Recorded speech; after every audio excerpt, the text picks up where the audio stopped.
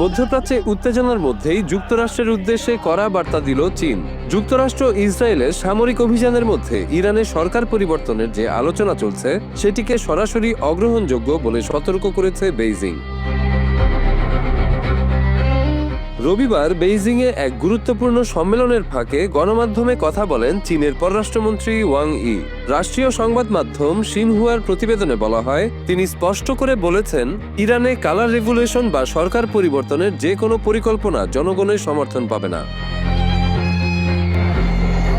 Wang Yi বলেন, Iran সহ বিশ্বের প্রতিটি দেশের সার্বভৌমত্ব অবশ্যই সম্মান করতে হবে। একই সঙ্গে তিনি মধ্যপ্রাচ্যে চলমান সামরিক অভিযান অবিলম্বে বন্ধ করার দাবি জানান, যাতে যুদ্ধ আরও দীর্ঘস্থায়ী না হয় এবং পুরো অঞ্চলে অস্থিরতা ছড়িয়ে না পড়ে। পররাষ্ট্রমন্ত্রী বলছেন, এই যুদ্ধ হওয়াই উচিত ছিল না, এতে কারো কোনো লাভ নেই। তিনি বলেন, শক্তি প্রয়োগ কোনো সমস্যার সমাধান দেয় না, সশস্ত্র সংঘাত কেবল ঘৃণা বাড়ায় এবং নতুন নতুন সংকটের জন্ম দেয়।